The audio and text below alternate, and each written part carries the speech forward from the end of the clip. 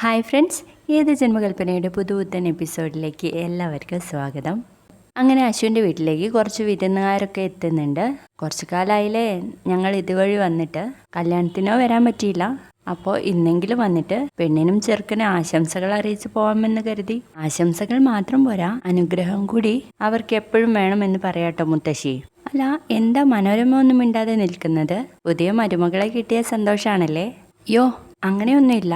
എനിക്കെന്ത് സന്തോഷം. എൻ്റെ മകൻ അവന് ഇഷ്ടമുള്ള ഒരു പെൺകുട്ടിയെ തിരഞ്ഞെടുത്തു എന്ന് പറയണേ. പിന്നെ ആകെയുള്ളത് നമ്മളെക്കാൾ നിലയും വിലയും കുറഞ്ഞൊരു വീട്ടിലെ ആവുമ്പോൾ നമ്മളുടെ ചൊൽപ്പടിക്ക് നിൽക്കുമല്ലോ എന്നുള്ള ഒരു ആശ്വാസമുണ്ട് എന്ന് പറയാട്ടോ മനോരമ. എന്നിട്ട് നമ്മുടെ മോഹനേട്ടൻ വന്നിട്ട് അവരെ കൂട്ടിയിട്ട് പോവാണേ. അല്ല, അഞ്ജലി മോൾ എന്താ ഒന്നും മിണ്ടാത്തത്? ഏയ്, എല്ലാവരും ഉള്ളിലേക്ക് കയറിയിരിക്കുക, ഞാനിപ്പോൾ വരാമെന്ന് പറഞ്ഞിട്ട് അഞ്ജലിയും പോവാണ് കേട്ടോ. ആ സമയത്ത് നമ്മുടെ അഞ്ജലി സ്റ്റെപ്പൊക്കെ കയറി മുകളിലേക്ക് പോവാണ്. അപ്പോൾ തന്നെ ആൾക്ക് തല ചുറ്റി വീഴാൻ പോവാണ് കേട്ടോ. അപ്പോഴേക്കും നമ്മുടെ കുഞ്ഞൻ വന്നിട്ട് പിടിക്കുകയാണ്. ചേച്ചി എന്തു പറ്റി എന്ന് പറഞ്ഞിട്ട് കസാരയിൽ കൊണ്ടിരുത്തുന്നുണ്ട്. ചേച്ചിക്ക് എന്തെങ്കിലും വെല്ലായ്മയുണ്ടോ? ഏയ്, ഒന്നുമില്ല കുഞ്ഞ. ചേച്ചി എന്തിനാ സ്വന്തം ശരീരം മറന്ന് ഇങ്ങനെ സ്റ്റെപ്പ് കയറി ഇറങ്ങുന്നത്? പ്രഗ്നന്റ് ആണെന്നൊന്നും ഓർക്കണ്ടേ? ആ ഓർമ്മ മറ്റുള്ളവരെക്കാൾ കൂടുതൽ എനിക്കുണ്ട്. ഞാനിപ്പോൾ അങ്ങോട്ടേക്ക് വന്നത് എന്തിനാണെന്നറിയാവോ? നിന്നോടൊരു കാര്യം ചോദിക്കാനാ. നീ എന്തിനാ കുഞ്ഞാ ഒരു കാര്യം ഒളിച്ചു വെക്കുന്നേ? ഞാൻ എന്ത് ഒളിച്ചു വെച്ചെന്നാ? ആരോടും പറയാതെ, ആരും അറിയാതെ നീ ഒരു പെണ്ണിന്റെ കഴുത്തിൽ താലി കെട്ടി. അത് ഒളിച്ചു വെക്കലായിരുന്നില്ലേ? അതും പോട്ടെ, അവൾക്കിടാൻ വേണ്ടിയിട്ട് ഞാനൊരു വള തന്നിരുന്നല്ലോ, അതെവിടെ പോയി? അതെന്താ നീ അവൾക്ക് കൊടുക്കാത്തത്? ചേച്ചി, ഞാനത് മറന്നുപോയതാ. മറന്നെന്നോ? ആ വളയുടെ പ്രാധാന്യം എന്താണെന്ന് നിനക്കറിയില്ലേ? എനിക്കറിയാം ചേച്ചി. ചേച്ചി അതെൻ്റെ കയ്യിൽ തന്നപ്പോൾ തന്നെ ഞാനത് ശ്രുതിക്ക് കൊടുക്കണമെന്ന് കരുതിയതാ. അപ്പോൾ മറന്നു അല്ലേ? ജീവിതത്തിൽ മറക്കാനാവാത്ത ഉത്തരവാദിത്തങ്ങളും കടമകളൊക്കെ ഉണ്ട്. അതിലൊന്നാ കുഞ്ഞ ആ വള. അതിൻ്റെ പ്രാധാന്യം നിനക്ക് അറിയായിരുന്നെങ്കിൽ നീ അത് എപ്പോഴേ ശ്രുതിയുടെ കയ്യിൽ കൊടുത്തേനെ.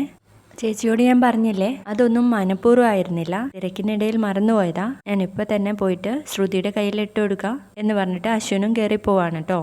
ആ സമയത്താണെങ്കിൽ നമ്മുടെ ശ്രുതി ഒരുങ്ങിക്കൊണ്ടിരിക്കുകയാണ്. കണ്ണാടിക്ക് മുന്നിൽ നിന്ന് സാരി റെഡിയാക്കുന്ന നേരത്ത് ശ്രുതി പറയുന്നുണ്ട്, ഓ, ഇത് വളരെ ടൈറ്റ് ആണല്ലോ. അഞ്ജലി ചേച്ചിക്ക് ഇനി ഈ സാരി മാറിപ്പോയതാണോ? അങ്ങനെ അതൊക്കെ പറഞ്ഞു വരുന്ന സമയത്ത് ശ്രുതിയുടെ കൊലുസ് താഴെ കിടക്കുന്നതാണ് കേട്ടോ കാണുന്നത്. അയ്യോ, ഇതെന്റെ കൊലുസല്ലേ, ഇതെപ്പോഴാ അഴിഞ്ഞു പോയത് എന്ന് പറഞ്ഞിട്ട് അതെടുക്കണ നേരത്ത് ശ്രുതിയുടെ ബ്ലൗസിന്റെ ബാക്കില് കീറിപ്പോവാണ് കേട്ടോ. അയ്യോ, എൻ്റെ കുട്ടി കൃഷ്ണ. എന്നിട്ട് പോയിട്ട് കണ്ണാടിക്ക് മുന്നിൽ നിന്ന് നോക്കുകയാണേ. എൻ്റെ കുട്ടീഷ്ണ എന്ന് വിളിച്ചു പോയിട്ട് പറയുന്നുണ്ട്, ഇല്ല, കുട്ടീഷ്ണനുമായിട്ട് ഞാൻ ഇനി ഒരു ബന്ധവുമില്ല. കുട്ടീഷ്ണന്റെ സഹായം ഇല്ലാതെ ഞാൻ ഇത് ശരിയാക്കാൻ പറ്റുമോ നോക്കട്ടെ. ഇനി എൻ്റെ നാമം കൊണ്ട് ആ പേര് ഞാൻ വിളിക്കില്ല. ബ്ലൗസ് കീറിയെങ്കിൽ തയ്ച്ച് ശരിയാക്കാൻ പറ്റുമെന്ന് ഞാനൊന്ന് നോക്കട്ടെ. പക്ഷെ അതുവരെ ഞാൻ എന്തിടും എന്ന് പറഞ്ഞിട്ട് അശ്വിൻ്റെ ഷെൽഫൊക്കെ തുറന്നിട്ട് അശ്വിൻ്റെ ഷർട്ട് എടുത്തിട്ട് ഇടുകയാണേ. എന്നിട്ട് സൂചി നൂലൊക്കെ ആയിട്ട് അശ്വിൻ്റെ ബെഡിൽ വന്നിരുന്ന് തുന്നാൻ തുടങ്ങുകയാണ് കേട്ടോ. അപ്പോഴാണ് നമ്മുടെ മനോരമ മുകളിലേക്ക് കയറി വരുന്നത്. പില്ലോയും ബെഡ്ഷീറ്റും എങ്ങനെ ബാൽക്കണിയിൽ വരാനാ? എത്ര തിങ്ക് ചെയ്തിട്ടും അങ്ങോട്ട് മനസ്സിലാവുന്നില്ലല്ലോ. അവനാണോ അവളാണോ? ഏയ്, അങ്ങനെയല്ല എന്നൊക്കെ പറഞ്ഞിട്ട് കൈയോട് ഇങ്ങനെ കാണിച്ചുകൊണ്ടിരിക്കുന്നുണ്ടേ. അപ്പോഴാണ് മോഹനേട്ടൻ അങ്ങോട്ടേക്ക് വരുന്നത്. എന്താ മനോരമേ, നീ വല്ല കഥകളി കോഴ്സിനും പഠിക്കുന്നുണ്ടോ? കഥകളി കോഴ്സിനോ? അതെന്താ ഇപ്പൊ അങ്ങനെ തോന്നാൻ? അല്ല, നീ ഇപ്പോൾ ഒരുവിധപ്പെട്ട എല്ലാ മുദ്രകളും കാണിച്ചു കഴിഞ്ഞു, അതുകൊണ്ട് ചോദിച്ചതാ. ഓ, അതൊന്നുമില്ല. അത് ഞാൻ മൈൻഡ് മാത്സ് ചെയ്ത് നോക്കിയതാ. മൈൻഡ് മാത്സോ? അതെ, മനക്കണക്ക്. ഇംഗ്ലീഷ് അറിയാന്ന് പറഞ്ഞിട്ട് കാര്യമൊന്നുമില്ല മോഹനേട്ടാ. എന്നെ പോലെ ഇൻസ്റ്റന്റ് ആയിട്ട് പറയാൻ പഠിക്കണം.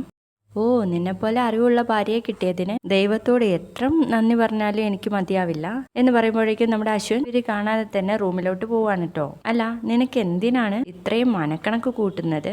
അത് പിന്നെ മോഹനേട്ടാ, കം ടു ദ പോയിന്റ്. അതെ, നമ്മളറിയാതെ ഈ വീട്ടിൽ എന്തൊക്കെയോ ചീഞ്ഞു നാറുന്നുണ്ട്. ഏയ്, ഒരിക്കലും നടക്കില്ല. അങ്ങനെ എന്തെങ്കിലും സംഭവിച്ചാൽ നീയാണല്ലോ ഈ വീട്ടിൽ ആദ്യം അറിയാൻ പോകുന്നത്. അങ്ങനെയല്ലേ നീ മണം പിടിച്ച് നടക്കുന്നത്? ദേ മോഹനേട്ടാ, ഞാൻ പറയുന്ന എല്ലാ കാര്യങ്ങളും നിങ്ങൾ ഫണ്ണി ആയിട്ട് എടുക്കുന്നതുകൊണ്ടാ എനിക്ക് വീട്ടിൽ ഒരു വിലയില്ലാത്തത്. അതെ മോഹനേട്ടാ, ഞാൻ പറഞ്ഞു വരുന്നത് അശ്വിൻ്റെയും ശ്രുതിയുടെയും കാര്യം. അവരുടെ എന്ത് കാര്യം നിനക്ക് പറയാനുള്ളത് എന്ന് പറയുമ്പോഴേക്കും നമ്മുടെ അശ്വിൻ അവിടുന്ന് വാതിൽ തുറന്ന് ഇങ്ങനെ നോക്കി നിൽക്കുന്നുണ്ട് കേട്ടോ. എന്താണ് ഇവർ പറയുന്നത് എന്ന് കേൾക്കാൻ വേണ്ടിയിട്ട്. അവർ തമ്മിൽ എന്തൊക്കെയോ പ്രശ്നമുണ്ട്. എന്ത് പ്രശ്നം? പ്രശ്നം ഗണിച്ച് പറയാൻ ഒന്നും എനിക്ക് കഴിയില്ല, പക്ഷെ അവർ തമ്മിൽ എന്തൊക്കെയോ പ്രശ്നമുണ്ട്. എന്താ നിനക്കിപ്പോ അങ്ങനെ തോന്നാൻ? ഞാൻ എന്റെ ബുദ്ധി ഉപയോഗിച്ച് കണ്ടുപിടിച്ചതാ. നിന്റെ ബുദ്ധിയല്ലേ? അപ്പൊ കേട്ടതൊക്കെ സത്യമായിരിക്കും. ആ, അതാണ് മോഹനേട്ടാ. കല്യാണം കഴിഞ്ഞാൽ ഭാര്യയും ഭർത്താവും എവിടെ കിടക്കും മോഹനേട്ടാ? അത് ബെഡിൽ. ആ, എന്നാൽ ഇവിടെ അങ്ങനെയല്ല, അവൾ സെപ്പറേറ്റ് ആയിട്ടാണ് കിടക്കുന്നത്. അതെന്താ നിനക്ക് അങ്ങനെ തോന്നാൻ? അവര് വേറെ വേറെയാണ് കിടക്കുന്നതെന്ന് നിനക്കെങ്ങനെ അറിയാം? അതാണ് എൻ്റെ ബുദ്ധി. അവരിൽ ആരോ ഒരാൾ ബാൽക്കണിയിലാണ് കിടക്കുന്നത്. അവിടെ ബെഡ്ഷീറ്റും തലനയും ഒക്കെ ഉണ്ട് എന്ന് പറഞ്ഞു കൊടുക്കട്ടോ മനോരമ. അതവർ ചൂടെടുത്തിട്ടോ മറ്റോ ആയിരിക്കും. ഡോണ്ട് ബി ഫൂൾ മോഹനേട്ടാ. ഇവിടെ ചൂടെടുക്കാൻ മാത്രം റൂമിൽ AC ഇല്ലേ എന്ന് പറയുമ്പോൾ മോഹന ഒന്നും മിണ്ടുന്നില്ലേ. നീ ഇനി അതിന്റെ പിന്നാലെ ഒന്നും അറിയേണ്ട മനോരമേ. നിനക്കെന്തെങ്കിലും സംശയം ഉണ്ടെങ്കിൽ അശ്വിനോട് ചോദിച്ചാൽ പോരെ. നോ ഇക്കാര്യത്തിൽ എന്ത് ചോദിച്ചാലും ആരെങ്കിലും സത്യം പറയുന്നു മോഹനേട്ടന് തോന്നുന്നുണ്ടോ? പ്രത്യേകിച്ച് ശ്രുതിയും അശ്വിനെയും പോലുള്ളവർ. അവർക്കെന്താ പ്രത്യേകത? അവരെ പഠിച്ച കള്ളന്മാരാ. അവര് തമ്മിലുള്ള പ്രശ്നം എന്താണെന്ന് എൻ്റെ ബുദ്ധി ഉപയോഗിച്ച് ഞാൻ കണ്ടുപിടിക്കും. അതിനുവേണ്ടി ഞാൻ ആരും സഞ്ചരിക്കാത്ത വഴികളിലൂടെയൊക്കെ സഞ്ചരിക്കും, ഒരു ഭ്രാന്തിയെ പോലെ. അത് കറക്റ്റാ. ഭ്രാന്തിയെ പോലെ സഞ്ചരിക്കൊന്നും വേണ്ട, നീ സഞ്ചരിച്ചാ മതി, ഭ്രാന്തി ആയിക്കോളും എന്ന് പറയാട്ടോ മോഹനൻ. നിനക്ക് വേറെ പണിയൊന്നുമില്ല മനോരമേ. CID ആവാൻ നടക്കുന്നു എന്ന് പറഞ്ഞിട്ട് മോഹനൻ അങ്ങ് പോവാണേ. പരിഹസിച്ചോ മോഹനേട്ടാ?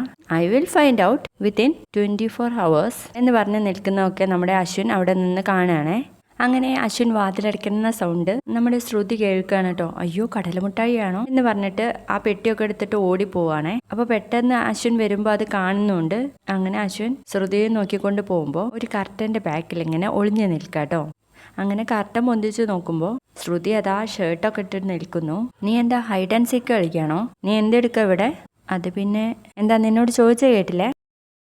അശ്വിൻ ജസ്റ്റ് ജനാലിൻ്റെ അവിടേക്ക് നോക്കുമ്പോൾ അവിടെ ഒരു ബൈനോക്കുലറൊക്കെ ആയിട്ട് നമ്മുടെ മനോരമ നോക്കുന്നത് കാണുന്നുണ്ടേ. അപ്പോൾ തന്നെ നമ്മുടെ അശ്വിൻ അഭിനയം തുടങ്ങുകയാണ് കേട്ടോ. എന്നിട്ട് അശ്വിൻ ഭയങ്കര ചിരിയാണേ. ആഹാ, നീ ഇവിടെ ഒളിച്ചു നിൽക്കാണോ? ഈ റൂമിൽ എവിടെ ഒളിച്ചാലും നിന്നെ കണ്ടുപിടിക്കാൻ ഒരു സെക്കൻഡ് പോലും എനിക്ക് ആവശ്യമില്ല. കം ഓൺ ഡിയർ, കം എന്ന് പറഞ്ഞിട്ട് ശ്രുതിയുടെ കൈയും പിടിച്ചിട്ട് വട്ടത്ത് ചുറ്റുന്നുണ്ട്. പിന്നെ ഞാൻ നിനക്കൊരു സർപ്രൈസ് കൊണ്ടുവന്നിട്ടുണ്ട്.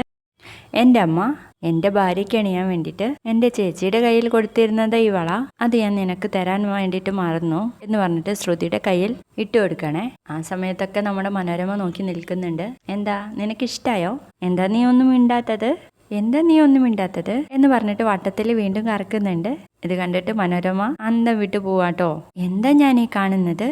അശ്വിൻ ഇത്രയ്ക്കൊക്കെ റൊമാൻറ്റിക് ആവാൻ പറ്റുമോ? എന്നിട്ട് അശ്വിൻ ശ്രുതിയുടെ കൈയൊക്കെ പിടിച്ചിട്ട് ഇപ്പോൾ ഈ വള ഇട്ടപ്പോൾ നിന്റെ കൈകൾ കാണാൻ എന്ത് ഭംഗിയാ. ഇന്നലെ ഞാൻ നല്ല തിരക്കിലായതുകൊണ്ടല്ലേ നിന്റെ കൂടെ ബാൽക്കണിയിൽ കിടക്കാൻ വരാഞ്ഞ്. ഇന്ന് ഞാൻ തീർച്ചയായിട്ടും നിന്റെ കൂടെ ബാൽക്കണിയിൽ കിടക്കും. പ്രോമിസ് ശ്രുതി എന്ന് പറയുമ്പോഴേക്കും മനോരമ ഈ ഓവർ ആക്ടിങ്ങിൽ എന്തോ ഒരു കുഴപ്പമുണ്ട്, അത് ഷുവറാ എന്ന് പറഞ്ഞ് നിൽക്കുമ്പോൾ അശ്വിൻ വീണ്ടും ശ്രുതിയുടെ കൈയൊക്കെ പോക്കിയിട്ട് ശ്രുതിയോട് പറയുന്നുണ്ട്, അല്ല ഇത് എൻ്റെ ഷർട്ടാണല്ലോ, നിനക്ക് നന്നായിട്ട് ചേരുന്നുണ്ട് എന്ന് പറഞ്ഞിട്ട് ശ്രുതിയെ അടുത്തേക്ക് നിർത്തിയിട്ട് ചെവിയിൽ പറയുന്നുണ്ട്, നിന്നോട് ആരുടെ പറഞ്ഞ് എൻ്റെ ഷർട്ട് എടുത്തിടാൻ? എന്നിട്ട് വീണ്ടും കൈയൊക്കെ ചുറ്റി പിടിച്ചിട്ട് ഈ ഷർട്ട് നിനക്ക് അത്രയ്ക്ക് ഇഷ്ടമായോ? എങ്കിൽ നീ ഇതെടുത്തോ. ഈ സ്നേഹപ്രകടനത്തെ എന്തോ ഒരു കുഴപ്പമുണ്ട്, there is chemistry behind it എന്ന് പറഞ്ഞിട്ട് ഞാനിത് കണ്ടുപിടിച്ചോളാം എന്നും പറഞ്ഞിട്ട് നമ്മുടെ മനോരമ അങ്ങ് പോവാണ്. അങ്ങനെ മനോരമ പോകുന്നത് നോക്കി നിൽക്കുകയാണ് നമ്മുടെ അശ്വിൻ. പോയി കഴിഞ്ഞപ്പോഴേക്കും നമ്മുടെ ശ്രുതിയുടെ കൈ അങ്ങ് പിടിവിടാണേ. കമോൺ, നിന്നോട് ആര് പറഞ്ഞു എൻ്റെ ഷർട്ട് എടുത്തിടാൻ? എനിക്ക് അഞ്ജലി മാഡം തന്ന ബ്ലൗസ് കീറിപ്പോയി, അത് തയ്ക്കാൻ വേണ്ടിയിട്ടാണ് ഞാൻ ഈ ഷർട്ട് എടുത്തിട്ട്. അതിന് ഈ ഷർട്ട് എടുത്തിടാനേ കിട്ടിയുള്ളൂ, നിൻ്റേതായിട്ട് ഒന്നും ഇല്ല ഇവിടെ. അപ്പോൾ ഷർട്ടിൻ്റെ കൈയൊക്കെ കീറിയിട്ടുണ്ട്. അത് പിടിച്ചു നോക്കിയിട്ട് അശ്വിൻ പറയുന്നുണ്ട്, ഓ ഇതും കീറിയോ?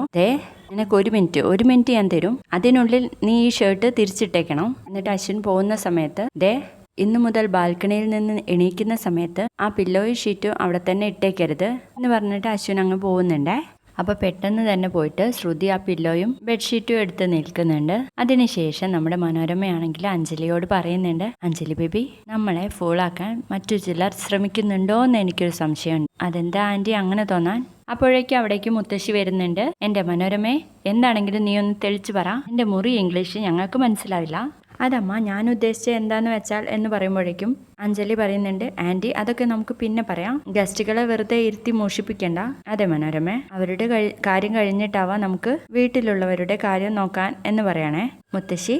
എന്നിട്ട് മനോരമയും കൂട്ടിയിട്ട് ആ വന്നവരുടെ അടുത്തേക്ക് പോവാണ് കേട്ടോ. അപ്പോൾ അവർക്ക് അഞ്ജലി ചായ കൊണ്ട് കൊടുക്കുന്നുണ്ട്. അതിനുശേഷം അവർ മനോരമയോട് ചോദിക്കുന്നുണ്ട്, മനോരമ മരുമോളെവിടെ? അപ്പോൾ മനോരമ മരുമോള് എന്ന് പറഞ്ഞ് നിൽക്കുമ്പോൾ, എന്താ മനോരമേ, മരുമോളെ ഞങ്ങൾ കാണുന്നതിൽ ബുദ്ധിമുട്ടുണ്ടോ? വാട്ട് ബുദ്ധിമുട്ട്? നോ ബുദ്ധിമുട്ട്. ഇതിപ്പോൾ ഏത് മരുമോളെ ഉദ്ദേശിച്ച ഇവര് എന്ന് പറഞ്ഞ് നിൽക്കുമ്പോൾ നമ്മുടെ പ്രീതിയും ശ്രുതിയും വരുന്നതാണ് കേട്ടോ കാണുന്നത്. വീഡിയോ ഇഷ്ടപ്പെട്ട ഒന്ന് ലൈക്ക് ചെയ്തേക്കണേ, സബ്സ്ക്രൈബ് ചെയ്തേക്കണേ. Thank you.